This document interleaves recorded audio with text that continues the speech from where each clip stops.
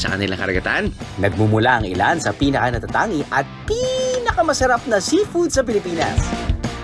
Higanting shellfish na mas malaki pa raw sa mukha ng tao, kinakain ng hilaw? Oh wow! Isdang walang tapon. Ultimo raw tinik, inuulam. Smells fishy. Ang kanila rin dito mga street food, natatangi at exotic. Bago natin tikman ang binga, eksena na lang muna ang makulit kong cameraman na si Ray. Tatakpan o titikman. Due to, syempre, popular demand, kailangan makasama ka talaga dito sa segment na to. Itong segment para talaga Marami sa'yo. kasing Visayas. Hindi. Kinilaw na bingi. Hindi bingi, sir. Ay, hindi ba? Hindi bingi. Binga. Binga. Loko lang yan. Ay. So, ang gagawin lang natin ngayon yan. Ito yung binga. Yan yung bingi. Hello. Oo. Chinap-chop niya yan, gagawin natin kinilaw. Ah, So, parang may konting kilig, may konting excitement, may konting challenge. Kailangan blindfolded ka habang ginagawa mo yun. ay, sige. Ako pa. Diba? Pero, ako naman magsasabi sa'yo, ako mag-guide sa'yo. Mapagtagumpayan naman kaya ng tambalan namin ni Ray ang paggawa ng kinilaw na binga. Alam ko naman marunong ka magluto eh. So, Yes, sir. Hindi ako mawahalap, sir. ganun madali lang yan. Yes. Halo. Ding! Uy. Uy, sakto lang. Sakto lang. Okay, halo. Yup. Ang galing! Ang galing na magtansya. Halo. Sibuyas nga yan. Lagyan mo na sibuyas. Okay. Luya nga. You don't trust me? Iba ka, sir. Kilala kita. Ilang taon na niya magkasama. Alam ko na mangyayari dito eh. Whoop, yeah. Go. Yan! Ay, perfect. Lapit sa dagat. Whoop, yeah! So, magkakasakit tayo sa bato. Kaysa diabetic. At sa wakas, natapos din.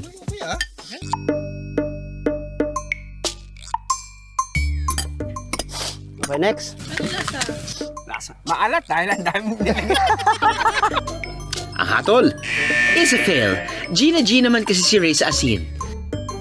Ang sakto at tamang timpla ng kinilaw na binga, pambato ng isla ng Bantayan. Pero hindi lang binga ang pinagmamalaking seafood ng isla. Ang iba, patitikman sa kainang ito.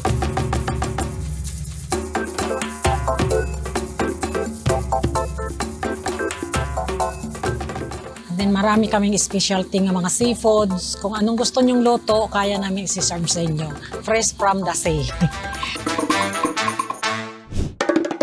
Dahil napalilibutan ng karagatan, pangingisda ang pangunahing kabuhayan ng mga taga-Bantayan Island.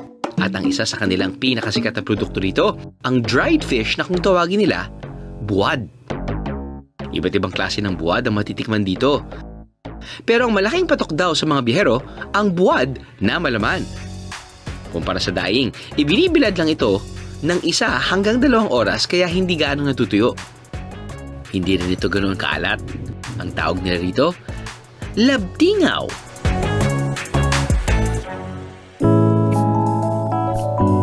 Sa totoo lang, hindi ako masyadong mahilig sa danggit. Dahil parang feeling ko wala akong nakukuhang laman. Parang ito yung mas gusto kong tirahin dahil may laman pa siya. At nakukuha mo pa rin yung alat. At kahit paano, yung smokiness. This one, sorry, a winner for me.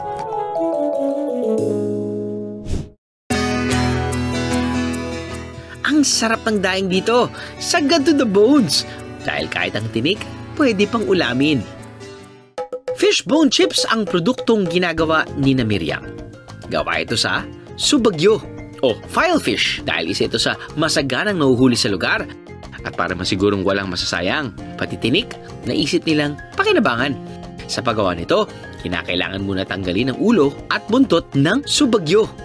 Wala man itong kaliskis, makapal naman ang balat nito. Kaya para hindi masugatan habang nagbabalat, binabalutan nila ang kanilang mga daliri. Saka ito hihiwain para mahiwalay ang laman sa tinik. at ibibilad ng 1.5 araw.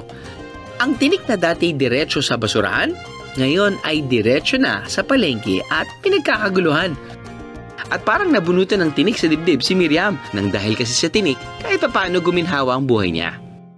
Kinuha ko mga kapatid ko, doon ko pinaaral. Tulong lang kami, paggawa. Hanggang natapos silang tatlo sa college. Yan lang amin inasahan na business namin. Galing to sapon na product. Tapos na kami, tuloy-tuloy na. Gumawa na rin ng sariling recipe si Miriam. Ito ang fish tapa o boneless daing na perfect papakin at ulamin. Tinitawag nilang fish tapa.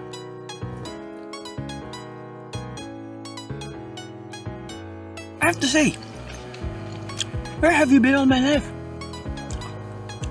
Ang galing. Pwede pa rin nilang gawin to eh. Ba't ngayon lang? Oh my God.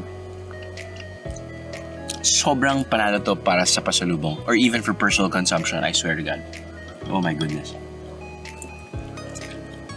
Kahit pulutan. At dahil sumikat na ito sa kanilang isla, may iba na rin gumagawa nito bukod sa kanya. Oo, masaya naman kasi marami nang natulungan. Tapos sa mga trabante, marami rin nakatulong din siya. Maka-income sila. Pero si Miriam, mas nagpursige pa sa pag-iisip ng ibang isda recipe. Hanggang naisipan niya na hindi lang daw pork at chicken ang pwedeng gawing tocino, pati na rin isda. Presenting fish tocino. So I'm guessing meron siyang tamis. Oh, holy smokes. Holy smokes? Anyway, holy smokes. Oh my goodness, parang siyang... Oh my goodness. Parang siyang beef jerky or pork jerky. Pero ito fish. Holy smokes. Kala ko favorite ko to. Ito na yung bago kong favorite. Napaka-fickle-minded ko talaga. Stop. Panalo. Hindi lang seafood ang fresh dito sa isla. Ang mga lokal at mga turista, pwedeng-pwede rin daw dito maging fresh. At ang secret sa kanilang freshness, matatagpuan sa isa nilang tourist spot. Para sa ating Oplan Kinis Kutis, pumalaot kami ng maaga. Abutin kasi ng mahigit 1 oras ang ating biyahe. Pero sulit naman ang maagang gising kung ganito ang bubungad sa inyo. Maya-maya lang, narating na namin ang Kinatarkan Island. Una nating pupuntahan ang Laaw Lagoon. Matarik ang mga daraanan, pero bawing-buwi naman yan pagdating sa lagoon. Di na kailangan mag-away sa pag-aagawa ng lato. Literal na, suka na lang ang kulang. Buti na lang always ready ang researcher namin si Jamaica. Aba, may bagong suka? Lanta ka na yarn. Kahit makarami ng kain ng lato, goods lang. Dahil magandang source ito ng natural antioxidant at may kakayahang mag-reverse ng pagtanda ng balat daw. Sa Bantayan Island sa Cebu, feel na feel ang beach vibes. Pwede kang mag-chilling while drinking buko juice. Pero ang buko juice nila dito, hinahaluan daw ng kung ano-ano.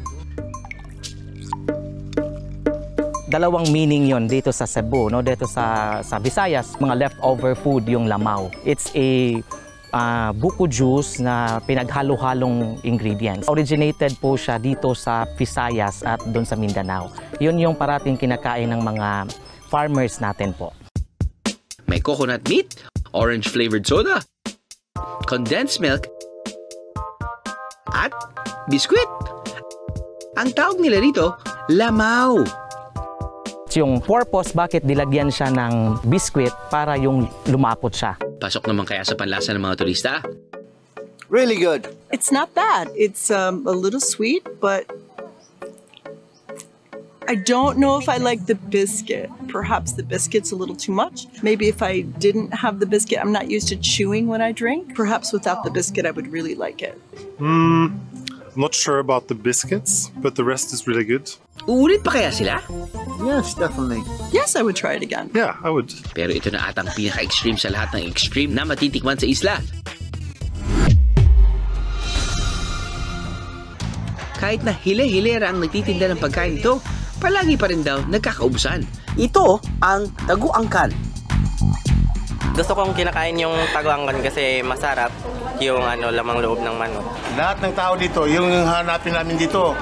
Masarap, ibang-ibang lasa. Favorite ko siya and also po affordable, swak sa budget. Si Rose, mahigit 30 years nang nagtitinda dito.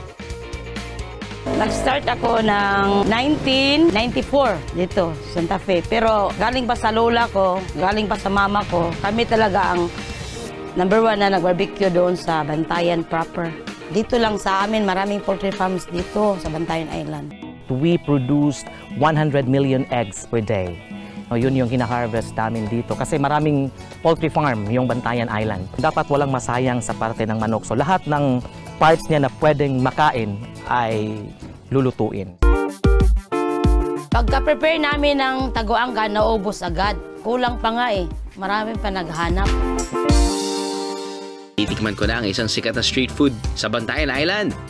Pero hindi ko pa alam kung anong sikretong parte ng manok ang hinahalo rito. Kayo ba, biyeros? May idea na ba kayo kung ano ito? For the record, hindi ko lang alam kung ano ito. Now, the looks of it, kala ko initially parang siyang pusit. Alam mo yung pusit? Tapos yung tentacles nilagay doon. Yun yung akala ko. Pero mukhang itlog to. Dahil nakita ko naka-slice. Amuyin ko muna. Tikman ko na.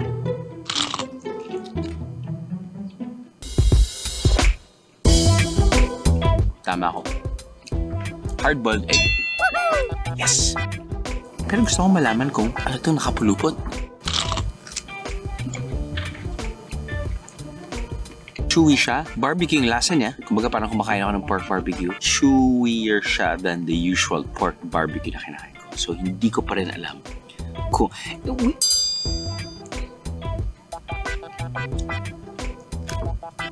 Intestine to. Manok. Innards ng manok. Itlog ng manok. Tama. Itlog ng manok. Paa ng manok. Sirit.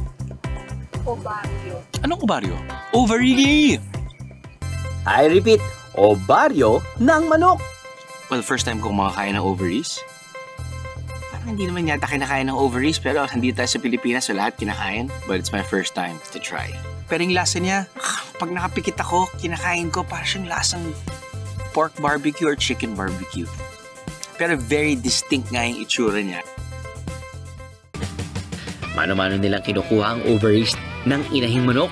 Nilalagyan ito ng hard-boiled egg at bahay itlog para ma-recreate ang sinapupunan ng manok. Sa presyo nitong 80 pesos kada stick, abay, kanina lang kulang.